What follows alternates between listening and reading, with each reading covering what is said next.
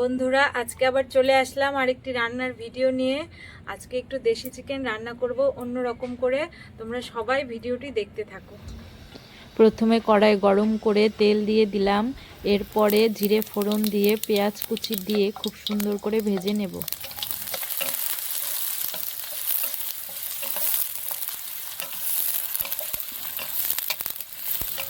পেঁয়াজটা আমি 2-3 মিনিট একটু লাল লাল করে ভেজে নিয়েছি। এরপর এর মধ্যে আমি দিয়ে দিলাম কেটে রাখা কাঁচা লঙ্কা।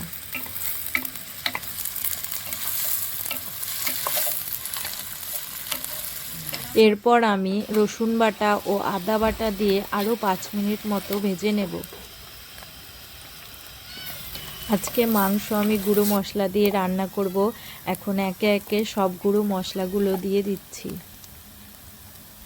আমি প্রথমেই দিয়ে দিলাম হলুদ গুঁড়ো, তারপরে লঙ্কা গুঁড়ো, জিরে গুঁড়ো, ধনে গুঁড়ো, কাশ্মীরি লাল লঙ্কার গুঁড়ো দিয়ে এইবার মশলাটিকে আমি সুন্দর করে কষিয়ে নিচ্ছি। দেখো বন্ধুরা, আমার মশলা কষানো একদম হয়ে গেছে। এখন আমি মশলার মধ্যে সব মাংস দিয়ে দিচ্ছি।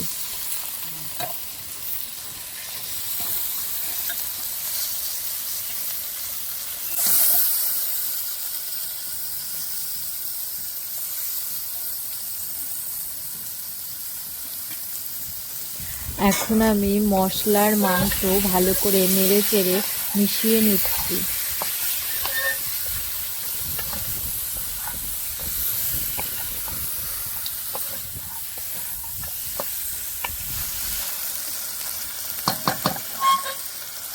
আমি মাংস ভালো করে ভেজে নিয়েছি। এরপর এর মধ্যে অল্প পরিমাণ জল দিয়ে সুন্দর করে কষিয়ে নিচ্ছি।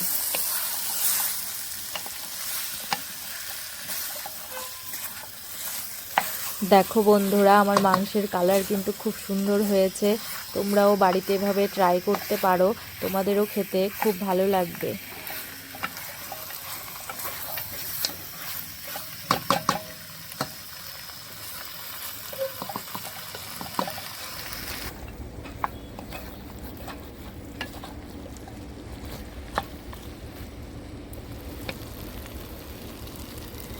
দেখো বন্ধুরা, আমার মাংস কষানো একদম কমপ্লিট, তেল ছেড়ে দিয়েছে।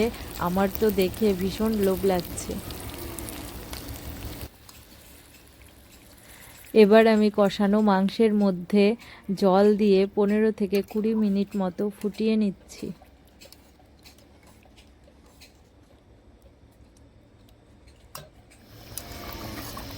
এরপর আমি দিয়ে দিচ্ছি ভেজে রাখা আলু আর ফুলকপি। এর আগেও আমি ফুলকপি দিয়ে দেশি চিকেন রান্না করে খেয়েছি, খেতে ভীষণ টেস্টি হয়েছিল। সেই জন্য তোমাদের সাথে এই রেসিপিটি শেয়ার করলাম। তোমরা এইভাবে বাড়িতে বানিয়ে দেখবে, খেতে সত্যি খুব ভালো লাগবে। বন্ধুরা দেখো, আমার মাংস রান্না হয়ে গেছে। এখন নামিয়ে নিলেই রেডি হয়ে যাবে আমার টেস্টি টেস্টি দেশি চিকেন রান্না।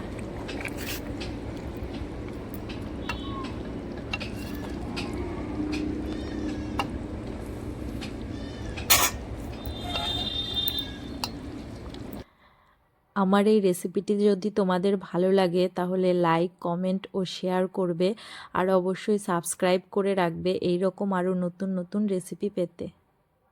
সবাইকে অনেক অনেক ধন্যবাদ।